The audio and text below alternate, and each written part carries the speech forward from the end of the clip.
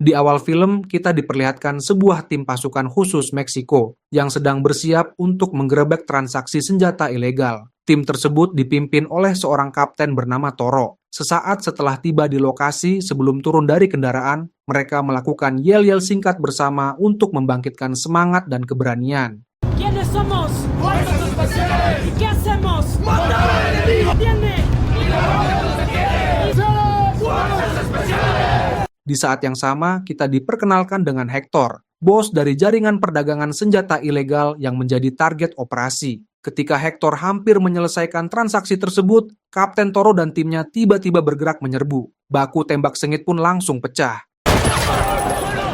Berkat kemampuan tempur mereka, Toro dan anak buahnya berhasil melumpuhkan seluruh pengawal Hector dalam waktu singkat. Setelah itu, Toro mendekati Hector yang sudah terpojok tanpa jalan keluar. Sebelum ditangkap, Hector memberikan sebuah peringatan kepada Toro. Ia mengatakan bahwa Toro akan menyesali tindakannya ini seumur hidup. Saat itu, Toro tidak menghiraukannya. Namun peringatan tersebut ternyata akan segera menjadi kenyataan. Keesokan harinya, Toro dan timnya merayakan keberhasilan mereka setelah akhirnya berhasil menangkap Hector. Dalam acara tersebut, Toro secara pribadi berterima kasih kepada dua anggota timnya atas bantuan mereka selama operasi berlangsung. Ia juga memberikan penghargaan khusus kepada ajudannya, Miguel, karena tanpa bantuannya, seluruh misi tidak akan berjalan semulus itu. Pada sore harinya, cerita beralih ke markas militer, tempat sebuah pertemuan resmi sedang berlangsung. Salah satu jenderal memberikan pujian kepada Kapten Toro dan timnya. Menurutnya, ini adalah pertama kalinya sebuah unit pasukan khusus berhasil menangkap Hector. Sang jenderal kemudian mengundang Toro ke podium untuk memberikan sambutan. Dalam pidatonya, Toro berterima kasih kepada seluruh anggota tim yang telah mendukungnya hingga misi berhasil diselesaikan.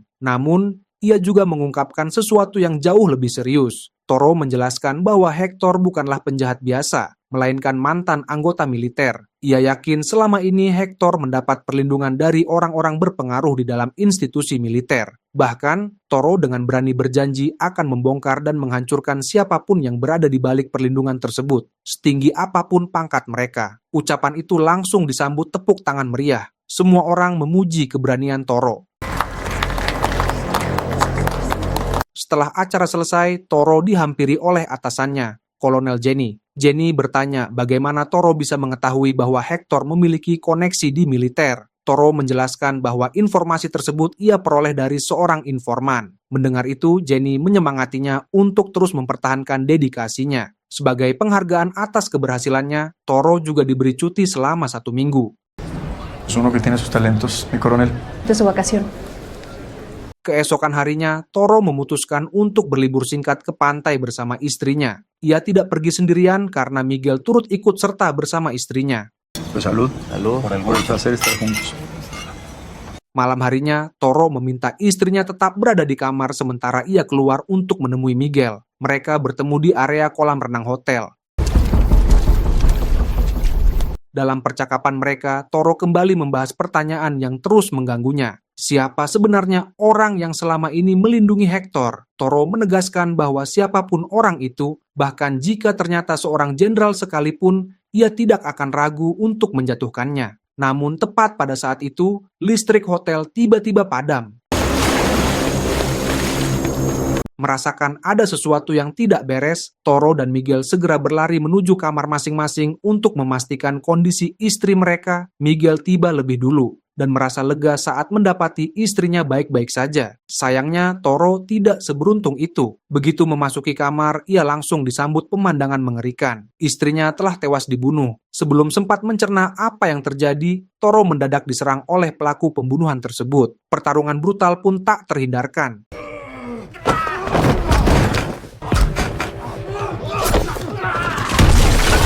Keduanya sama-sama memiliki kemampuan tempur yang luar biasa. Meski begitu, Toro akhirnya berhasil mengungguli lawannya.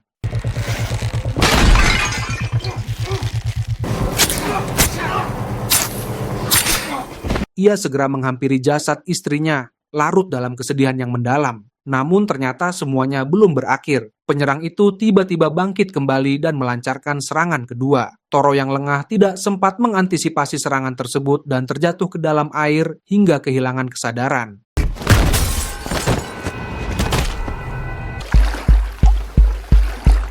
6 bulan kemudian, Toro diperlihatkan terbangun, menandakan bahwa ia berhasil selamat dari kejadian itu. Kini ia telah meninggalkan dunia militer dan memilih hidup menyendiri di sebuah desa terpencil. Meski demikian, ia belum bisa melupakan kematian istrinya. Rasa kehilangan terus menghantuinya, dan ia bertekad menemukan para pelaku serta mengungkap dalang di balik semuanya. Keesokan harinya, saat Toro sedang melamun, Miguel tiba-tiba datang menemuinya. Terungkap bahwa Miguel lah yang menyelamatkan Toro dari tenggelam dan diam-diam membawanya ke desa tersebut untuk menjalani pemulihan. Miguel kemudian mengajak Toro keluar untuk minum bersama. Di sebuah kafe kecil, Toro bertanya apakah Miguel berhasil menemukan petunjuk mengenai orang-orang yang membunuh istrinya. Miguel mengaku belum menemukan apapun, namun ia yakin bahwa semua ini berhubungan dengan penangkapan Hector. Tak lama kemudian, Miguel menerima telepon dari istrinya yang memintanya segera pulang. Sebelum pergi, ia memberikan sejumlah uang kepada Toro untuk membantu memenuhi kebutuhan sehari-hari.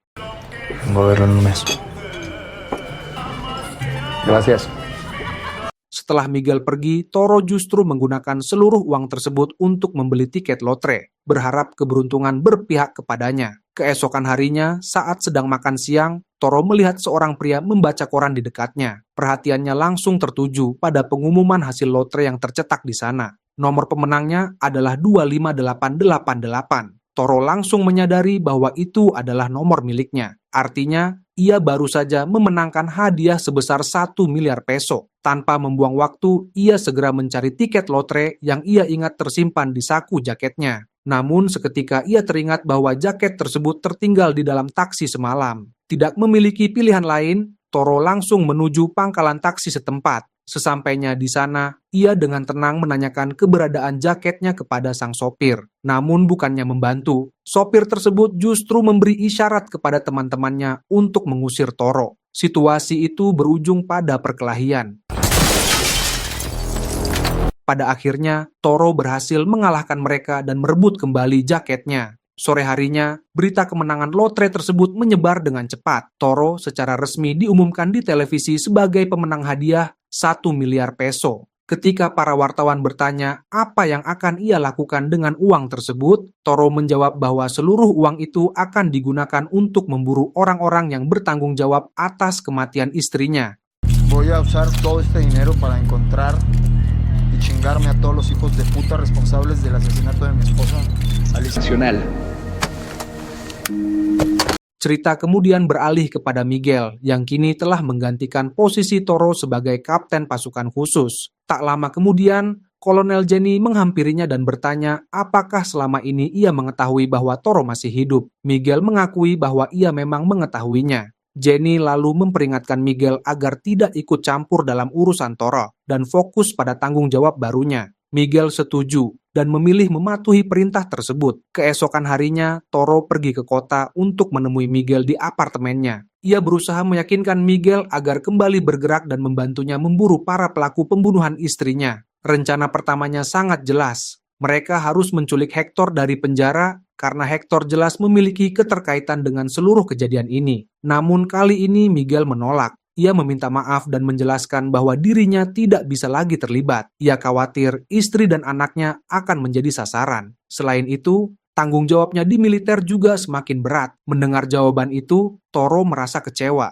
Miguel pernah berjanji akan selalu mendukungnya, tetapi kini ia memilih mundur. Tanpa berkata apa-apa lagi, Toro pun pergi. Setelah itu, Toro menghubungi 2 mantan rekan setimnya dan meminta mereka menemuinya di sebuah hotel. Kebetulan keduanya sedang menjalani cuti, sehingga mereka langsung menyetujui ajakan tersebut. Saat Lola dan Dylan tiba di kamar hotel, mereka terkejut melihat meja yang dipenuhi makanan mewah. Toro kemudian memperlihatkan 2 tumpukan uang dalam jumlah besar dan menawarkan semuanya sebagai imbalan jika mereka bersedia membantunya menemukan para pembunuh istrinya. Tanpa ragu, Lola dan Dylan menerima tawaran tersebut. Ketika mereka menanyakan rencana selanjutnya, Toro menjelaskan bahwa semua detail akan dibahas di markas baru mereka. Ternyata Toro sudah menyewa sebuah gedung yang akan dijadikan pusat operasi. 2 jam kemudian, Toro, Dylan, dan Lola tiba di markas baru tersebut. Di sanalah Toro akhirnya menjelaskan misi mereka. Target mereka adalah menculik Hector.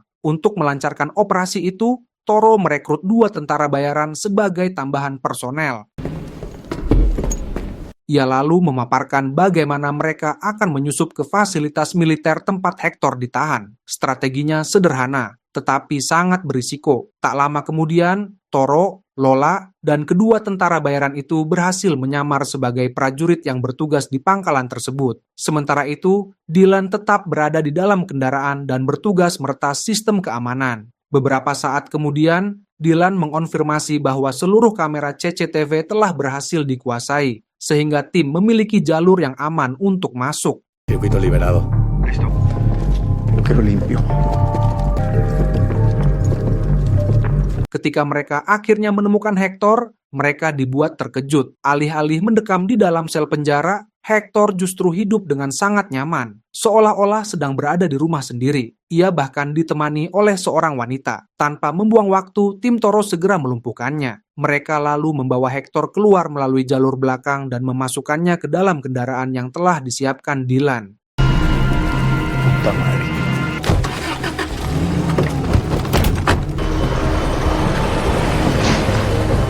Sesampainya di markas, Toro langsung mulai menginterogasi Hector. Interogasi itu dengan cepat berubah menjadi sangat brutal. Toro menuntut jawaban mengenai pembunuhan istrinya dan identitas orang yang selama ini melindungi Hector dari balik layar. Pada awalnya, Hector menolak untuk berbicara. Namun setelah mendapat tekanan yang terus-menerus, ia akhirnya menyerah. Hector mengakui bahwa orang-orang yang membunuh istri Toro adalah anak buahnya sendiri. Mereka melakukannya sebagai bentuk balas dendam atas penangkapan dirinya. Ia juga mengungkapkan bahwa selama ini ia mendapat perlindungan dari seseorang yang memiliki jabatan tinggi di dalam militer. Namun tepat ketika Hector hendak menyebutkan nama orang tersebut, situasi berubah dalam sekejap. Sebuah tembakan terdengar. Hector tewas di tempat sebelum sempat menyelesaikan ucapannya. Tak lama kemudian, sekelompok penyerang bertopeng menyerbu markas. Toro, Lola, dan Dylan terpaksa menghadapi serangan yang sama sekali tidak mereka persiapkan. Menyadari jumlah musuh jauh lebih banyak, mereka memutuskan untuk mundur. Pelarian itu berubah menjadi aksi kejar-kejaran berkecepatan tinggi. Tembakan demi tembakan menghujani kendaraan mereka dari mobil lain yang terus mengejar. Capitán, ¿está bien? Solo fui por unas flores. Setelah pengejaran panjang dan menegangkan, mereka akhirnya berhasil lolos dan mencapai tempat yang aman.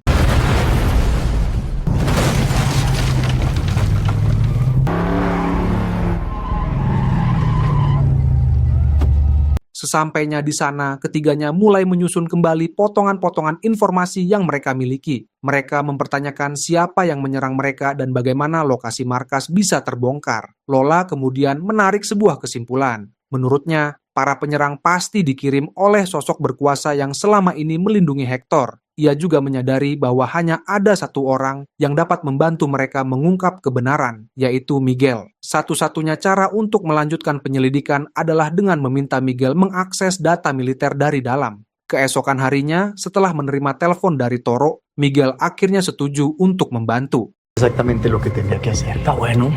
Ia mulai menelusuri berkas-berkas milik Hector, mencari orang-orang terdekat yang bisa dilacak dan diinterogasi. Tak butuh waktu lama hingga Miguel menemukan sesuatu yang berguna. Ia berhasil memperoleh informasi mengenai tangan kanan Hector, seorang pria bernama Juan Carlos. Ternyata Juan selama ini masih bebas berkeliaran, menjadikannya petunjuk paling menjanjikan yang mereka miliki. Miguel segera mengirimkan informasi tersebut kepada Toro, lengkap dengan alamat Juan. Tak lama kemudian, cerita kembali berfokus pada Toro yang sedang dikunjungi Dylan. Dylan menjelaskan bahwa masa cutinya telah berakhir dan ia harus kembali ke pangkalan militer. Namun ia berencana meminta perpanjangan cuti karena misi Toro masih belum selesai. Toro mengingatkannya agar tetap berhati-hati. Menurutnya, terlalu banyak pengkhianat yang bersembunyi di dalam militer. Beberapa saat kemudian, Toro menuju lokasi tempat tinggal Juan. Saat tiba di sana, Juan ternyata tidak berada di tempat. Namun Toro menemukan sesuatu yang jauh lebih mengejutkan. Di dalam rumah itu terdapat sejumlah foto istrinya. Penemuan tersebut membuat Toro yakin bahwa Juan adalah orang yang secara langsung mengeksekusi istrinya. Pada saat yang sama, ia juga menemukan foto istri dan anak Miguel. Temuan itu langsung memunculkan kekhawatiran baru. Besar kemungkinan keluarga Miguel akan menjadi target berikutnya. Begitu kembali ke tempat aman, Toro segera menghubungi Miguel dan memperingatkannya mengenai apa yang ia temukan. Ia meminta Miguel segera mengamankan keluarganya. Miguel meyakinkan Toro bahwa istri dan anaknya sudah disembunyikan di lokasi yang aman. Setelah itu, Miguel meminta Toro menemuinya di sebuah pemandian air panas. Ia mengaku memiliki informasi penting yang tidak bisa dibicarakan melalui telepon. Toro menyetujui permintaan tersebut dan meminta Lola mengantarnya ke sana. Sesampainya di lokasi, Toro meminta Lola tetap berada di dalam mobil sementara dirinya masuk sendirian.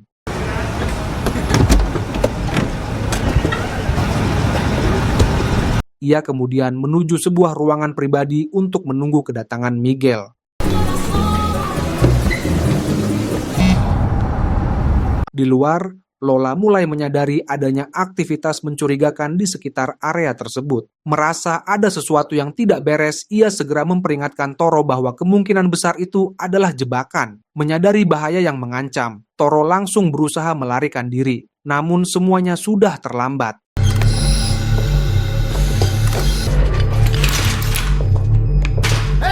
Jalan keluar telah ditutup, dan gas mulai memenuhi seluruh bangunan. Tanpa membuang waktu, Toro berhasil menemukan jalan keluar melalui jendela kamar mandi. Begitu berhasil keluar, ia segera berlari menuju mobil Lola. Pada saat yang sama, Lola tiba-tiba diserang oleh Juan. Pertarungan sengit pun pecah di antara mereka.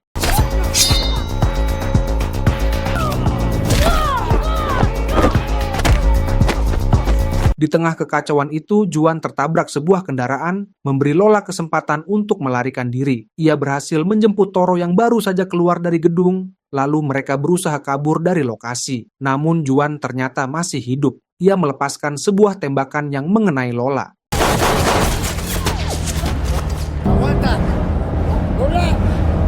Karena tidak memiliki pilihan lain, Toro mengambil alih kemudi dan terus melaju sambil memohon agar Lola tetap bertahan. Di tempat lain, Dylan tiba di pangkalan militer untuk mengajukan perpanjangan cuti. Untuk melakukannya, ia harus melapor langsung kepada Kolonel Jenny. Saat ditanya alasan permohonannya, Dylan berbohong dan mengaku memiliki urusan pribadi. Namun Jenny sudah mengetahui kebenarannya. Ia tahu Dylan diam-diam bekerja sama dengan Toro. Tanpa ragu sedikit pun, Jenny langsung menyerangnya dan membunuhnya di tempat.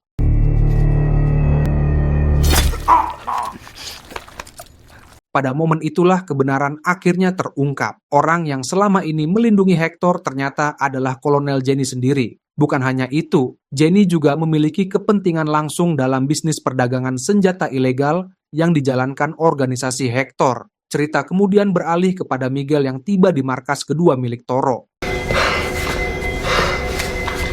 Begitu melihatnya, Toro langsung kehilangan kendali dan hampir menyerangnya. Ia mengira Miguel adalah orang yang telah menjebaknya. Akibat insiden tersebut, Lola kini berada dalam kondisi kritis dan sedang menjalani operasi. Miguel segera menjelaskan bahwa dirinya sama sekali tidak terlibat. Ia menyadari bahwa percakapannya dengan Toro telah disadap, dan Jenny adalah dalang di balik semuanya. Kali ini, Miguel benar-benar siap membantu Toro menjatuhkan Jenny. Mendengar penjelasan itu, Toro akhirnya mempercayainya. Tanpa membuang waktu, mereka segera mulai mempersiapkan langkah berikutnya.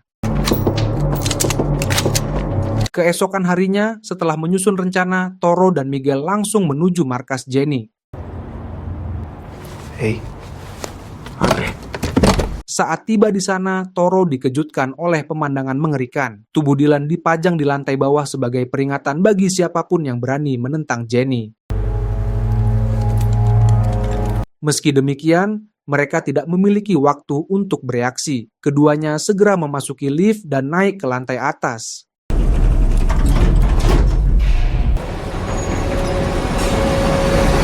Awalnya suasana terlihat tenang, namun begitu pintu lift terbuka, mereka langsung berhadapan dengan sekelompok besar pria bersenjata yang telah menunggu kedatangan mereka. Pertempuran brutal pun tak terhindarkan.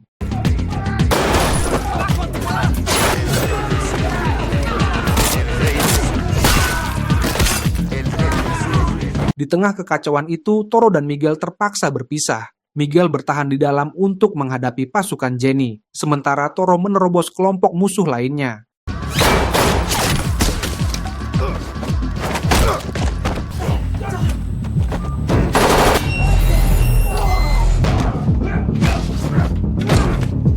Namun pada akhirnya Toro berhasil dilumpuhkan dan ditangkap. Ia kemudian dibawa menghadap Jenny secara langsung. Di samping Jenny berdiri Juan, orang yang selama ini menjadi tangan kanannya. Tepat ketika Toro akan dieksekusi, situasi kembali berubah. Me habrá quedado tu lealtad. Miguel tiba-tiba menerobos masuk dan menghancurkan formasi musuh yang tersisa. Kini hanya Jenny dan Juan yang masih bertahan. Pertarungan terakhir pun dimulai. Toro menghadapi Jenny. Sementara itu, Miguel berduel melawan Juan.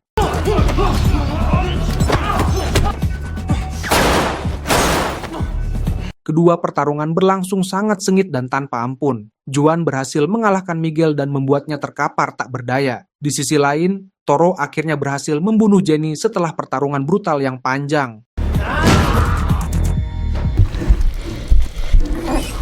Setelah Jenny tewas, Juan langsung mengalihkan perhatiannya kepada Toro. Pertarungan mereka berlangsung singkat namun sangat brutal. Perkelahian itu berakhir ketika keduanya terjatuh ke lantai yang lebih rendah dan bergelantungan di tepi bangunan. Beberapa saat kemudian, Miguel sadar kembali dan bergegas membantu Toro. Ia berusaha sekuat tenaga menarik Toro ke atas. Namun Juan mencengkeram kaki Toro dengan erat, membuat usaha penyelamatan itu nyaris mustahil. Meski begitu, Miguel menolak menyerah. Ia terus berjuang menggunakan seluruh tenaganya untuk menyelamatkan sahabatnya. Namun Toro telah mengambil keputusan. Ia tahu balas dendamnya telah tuntas. Ia juga menyadari bahwa jika dirinya jatuh, Juan akan ikut mati bersamanya. Karena itu, Toro perlahan melepaskan pegangannya. Pada akhirnya, Toro dan Juan jatuh bersama menuju kematian mereka.